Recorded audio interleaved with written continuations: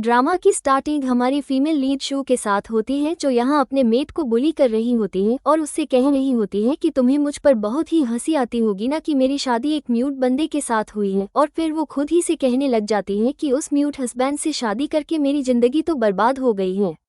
दूसरी तरफ हम हमारे मेन लीड फैन को देखते हैं, जो अपना बिजनेस डील करने गया होता है, पर वो क्लाइंट को बहुत ही ज़्यादा गुस्से से डील कर रहा होता है और उसके पैसे भी उसे रिटर्न करके आने लगता है। शू तो यहाँ इतना गुस्सा होती है कि वो तो अपनी इस मेट को चाकू से मारने वाली होती है, पर तभी इतने में उसे होश आता है कि वो फिर से रिबन हुई है।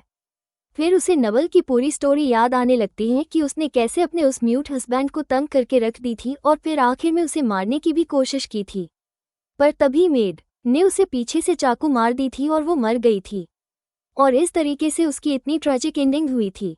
अब यहाँ पर जाकर शू को नोवेल की सारी स्टोरी समझ आती है और उसे ये समझ आता है कि वो नवल की बुरी वाली फीमेल कैरेक्टर बन गई है, जो कि इतनी बुरी है और इतने सारे बुरे काम करती है, तो उसके साथ आखिर में भी बहुत बुरा होता है और वो बहुत बुरी तरीके से मर जाती है।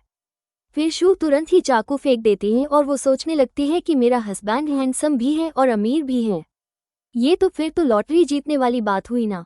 फिर तो मुझे अपनी इस लाइफ को चेरिश करना चाहिए और इस नवल के प्लॉट के कंट्रोल से बाहर आना चाहिए। और फिर वो डिसाइड करती है कि अब सबसे पहले मैं अपने हस्बैंड फैन के साथ अच्छा रिलेशन बनाऊंगी। फिर उसने जो चीज़ें यहाँ तोड़फोड़ करी होती हैं वो उठाने चली जाती हैं। तो मीट कहती है कि आप रहने दो, मैं उठा लूंगी। तो शू कहती है कि मैं अभी कुछ ज़्यादा ही पागल जैसी बिहेव कर रही थी ना, ये सोचना मेरे दिमाग में कुछ खराबी है और यह मैंने करी हूँ ना, तो मैं कर देती हूँ। और फिर शू ये खुद क्लीन करने लगती है, तो मेट काफ़ी शॉक हो जाती है कि मैडम आखिर इतनी अजीब कैसे बन गई। इतने में शू को उसकी बेस्ट फ्रेंड लिन की कॉल आती है और वो उसे कॉल पर कहने लगती है कि शू, मैं जानती हूँ कि तुम्हारी शादी एक म्यूट बंदे के साथ हो गई है, तुम कितनी ज़्यादा अपसेट रहती होंगी और अपनी लाइफ से परेशान होंगी ना। देखो, तुम मुझे अपने दिल की बात बोल सकती हो, मैं तुम्हारी बेस्ट फ्रेंड हूँ ना। अब शू तो नवल की स्टोरी जान चुकी होती है, इसलिए वो समझ जाती है कि यह तो बस उसकी बातों को रिकॉर्ड करके फ्रैंक को सुनाना चाहती है, तो इसलिए जानबूझ के उसे कह देती है कि मेरा हस्बैंड म्यूट है तो क्या हुआ, वो दुनिया का सबसे अच्छा हस्बैंड है और इधर हैंडसम भी तो है। ऐसे वो उसकी तारीफें कर देती है और तभी देखती है कि फैंग अभी घर पर आया होता है और वो उसकी सारी बातें सुन लेता है, तो वो बहुत ही एम्बर्स होने लगती है कि लगता है इसने मेरी सारी बातें सुन ली हैं। फिर शू तुरंत ही फैंग के पास जाकर पूछने लगती है कि हस्बैंड, तुम अचानक से बिजनेस ट्रिप से वापस आ गए, लाओ मैं तुम्हारा कोट रख देती हूँ। तो यह उसे नहीं देता और सोचता है कि हमारी शादी सिर्फ ग्रैंडपा की वजह से हुई है और हमारे बीच में तो कोई फीलिंग्स ही नहीं है, हम तो बस स्ट्रेंजर हैं जो एक छत के नीचे रह रहे हैं, तो अच्छा ये है कि मैं इसकी लाइफ में डिफेयर ना करूं। फिर इतने में शुई से पूछती है कि क्या अब हम दोनों साथ में डिनर करें। ये सुन के तो वो शॉक हो जाता है और वो याद करता है कि पिछली बार जब इन लोगों ने साथ में डिनर करे थे तो उसने इसे मिर्ची खिलाने की कोशिश करी थी और उसे एक साइको की तरह म्यूट होने के लिए बेइज्जत कर ली थी। अब ये याद करके वो सोच रहा होता है कि इसे क्या हो गया।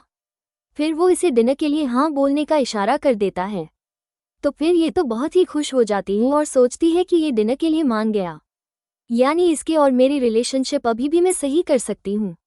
वो बहुत ही खुश हो जाती है। फिर इसके बाद जब दोनों साथ में डिनर कर रहे होते हैं तो शुई से कहने लगती है कि ये अब हमारा दूसरा डिनर है, नहीं तीसरा है, मैं भूल गई, एक बार मैं तुम्हारे ग्रैंडपा के घर पे भी डिनर के लिए गई थी। फिर ये सोचता है कि इसे जो करना है मैं करने देता हूँ, कम से कम पागल की तरह तो बिहेव नहीं कर रही है। फिर शू उसे खाना लेने से रोककर थोड़ा खाने में मिर्ची डालने लगती है, तो ये देखकर ये सोचता है कि मुझे पता था ये कुछ ना कुछ तो गलत हरकत करेगी। फिर फैंग को ऐसे देखते हुए देखकर शू सोचती है कि लगता है उसे भी खाना तीखा नहीं लग रहा है, तो लगता है मैं और ऐड कर देती हूँ। वो और भी ज़्यादा मिर्ची मिला देती है, तो फिर फ्रैंक को बहुत ज़्यादा तीखा लग जाता है। वो पानी लेने जाता है, पर उससे पहले ही शू पानी का गिलास उठा लेती है और पीने लगती है। तो फिर वो उठकर जा रहा होता है दूसरी तरफ से पानी लेने के लिए। तो शू पूछती है कि हस्बैंड क्या हुआ, क्या तुम खाना नहीं खाओगे। वो बेचारा तो मुंह से कुछ बोल ही नहीं पाता है। और फिर जैसे ही पानी पीने के लिए जाता है तो शू जाकर उसका हाथ पकड़ लेती है और कहती है कि हस्बैंड, क्या तुम्हारा डिनर करके हो गया, फिर हम दोनों बैठकर बातें करें। ये सुनते ही मेड तो शॉक हो जाती है और सोचती है कि मैडम को क्या हो गया, आज पहली बार उन्हें बॉस से बात करना है। ये तो कितनी अजीब बात हो गई। फैंग तो सोचने लगता है इसने दूसरा तरीका निकाल लिया है मुझे बेइज्जत करने का, ताकि यह मुझे हर पल रिमाइंड करा सके कि मैं एक म्यूट हूँ। फिर शू तो इसे बुक और पेन देती है और कहती है कि चलो मैं तुम्हें क्वेश्चन पूछूंगी और तुम ना आंसर लिखोगे। तो फैंग तो काफ़ी शॉक हो जाता है कि यह सच में मुझसे बातें करना चाहती है। फिर शू को वो लिख कर देता है कि ठीक है। तो फिर ये तुरंत ही उसकी हैंडराइटिंग की तारीफ करने लगती है कि हस्बैंड इतनी अच्छी हैंडराइटिंग तो मैंने कभी देखी ही नहीं। फिर शू उसे क्वेश्चन करने लगती है और वो उसका जवाब लिख रहा होता है और तभी वो उसे देखते हुए सोच रही होती है कि वैसे मेरा हस्बैंड कितना ज़्यादा हैंडसम है। बस ये बोल पाता तो और भी ज़्यादा ब्रिलियंट होता। तो मुझे कुछ ना कुछ करना चाहिए इसे ठीक करने के लिए। फिर वो उसे कहती है कि चलो एक लास्ट क्वेश्चन ये बताओ कि अगर मैं तुमसे इतनी ज़्यादा बातें करूंगी क्योंकि मैं इतनी बात नहीं हूं तो कहीं तुम मुझसे अनॉयड तो नहीं फील करोगे ना। तो वो मन में सोचता है कि करूंगा, लेकिन वो उसे लिखकर कहता है कि ठीक है तुम जो बोलना चाहे बोल सकती हो। फिर शू उसे और भी कुछ बोलना चाह रही होती है तो ये जल्दी से उसके सामने बुक करते हुए उसे बोलने से रोकता है और अपना पानी पीता है। तो फिर जाकर शू को समझ आता है कि यानी तुम्हें पानी पीना था। अब समझ आया कि यानी तुम्हें खाना तीखा लग रहा था, तुम्हें पहले बोलना चाहिए था ना। तो फैंग उसे ऐसे देखने लगता है। शू कहती है कि यह मेरा मतलब था, पहले लिख कर देना चाहिए था ना। कोई बात नहीं, अगली बार से मैं मेरी आंटी को बोल दूंगी कि वो मिर्ची ना रखे टेबल पर। तुम्हें और पानी पीना होगा ना। और फिर वो जल्दी से उसे गिलास में पानी निकाल कर देती है। तो फैंग तो काफ़ी शॉक हो जाता है और सोचता है कि वो अब काफ़ी अलग बिहेव कर रही है। फिर रात में शू सोने से पहले अपनी डायरी में सारी चीज़ें नोट कर रही होती है और वो अपने आप को रिमाइंड कराने के लिए नोट में लिख देती है कि उसे फैंग के साथ अपना अच्छा रिलेशन बनाना है। वो सोचती है कि यह मेरी याददाश्त के लिए रहेगा। अगर कभी नवल का प्लॉट मुझे कंट्रोल करने की कोशिश करेगा तो इसे देखकर मुझे याद आ जाएगा कि मुझे करना क्या है, और वह ये सोचकर खुश होती है कि वैसे फैंग ने मुझसे बात करने के लिए रेडी हुआ। इसका मतलब है कि वो मुझसे इतनी नफरत नहीं करता है और मैं अभी भी हम दोनों के बीच का रिलेशन ठीक कर सकती हूँ। यह मेरे लिए गुड न्यूज़ है। फिर वो यही सोचने के बाद अलार्म सेट करने लगती है जल्दी सुबह उठने के लिए और सोचती है कि मुझे सुबह जल्दी उठना ही होगा ताकि मैं फैंग के लिए एक प्यारा सा लंच बॉक्स रेडी करूँ। फिर वो सो जाती है और फिर सुबह अलार्म बजे जा रहा होता है और वो मज़े में सोई जा रही होती है। बार बार अलार्म बजता है तो वो जाकर मुश्किल से उठती है और फिर जब रूम से बाहर निकल रही होती है नींद में चलते हुए तो गिरने लगती है। तभी फैंग उसका फेस पकड़ के उसे गिरने से बचाता है और फिर वो तुरंत ही यहाँ से चली जाता है। तो फैंग को आवाज़ आती है शू के चिल्लाने की। शू अपसेट हो रही होती है कि मैं फिर से ही लेट उठी। तो वो वापस से रूम में चली जाती है सोने के लिए और फिर वो वापस से सोकर जब आराम से उठती है तो रूम से बाहर निकलती ही सभी मेड उसे गुड मॉर्निंग कहने लगते हैं। शू तो बहुत ही अमेज्ड हो जाती है और फिर ये सारे मेड उसके लिए तुरंत ही एक स्पेशल सा ब्रेकफास्ट रेडी करके उसे सर्व करते हैं और ये मेड आंटी उसे सब बताने लगती है कि आज उसका क्या क्या शेड्यूल रहेगा।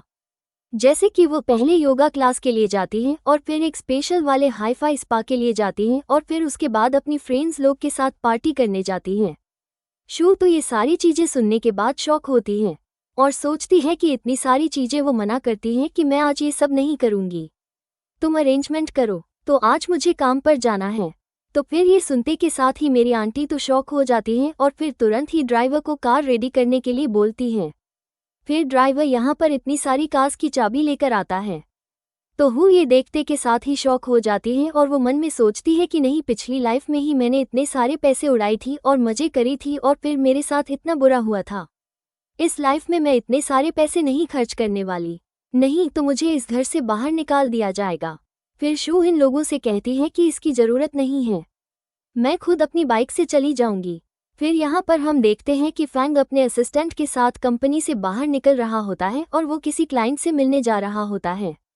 इतने में असिस्टेंट शू को स्कूटी से आते हुए देख लेता है और कहता है कि बॉस, क्या आपकी वाइफ आज बहुत ही खराब मूड में है, जो वो कार से नहीं बल्कि ऐसी स्कूटी से आ रही है। फिर शू तुरंत ही स्कूटी रोककर फैंग को हाय करने लगती है और उसे बताती है कि मैं अपना काम पर जा रही थी तो सोची है कि रास्ते में तुमसे मिल लूं, और वैसे मैं तुम्हारे लिए केक लेकर आई हूँ। ऐसा बोलकर जल्दी से उसके लिए केक लेकर जाती है। फैंगू उससे लिखकर पूछता है कि क्या तुम्हें कोई भी कार पसंद नहीं आई। तो फिर वो कहती है कि ऐसी बात नहीं है, बस मेरा मन था कि मैं अपनी बाइक से काम के लिए जाऊं और फिर वो उसका हाथ लेकर अपनी बाइक को हाय कराने लगती है और कहती है कि मेरी बाइक का नाम ऑरेंज है, उसे हाय कह दो। तभी फैंग उसे अपनी घड़ी दिखाने लगता है। तो असिस्टेंट तुरंत ही शू को इस बारे में बताता है कि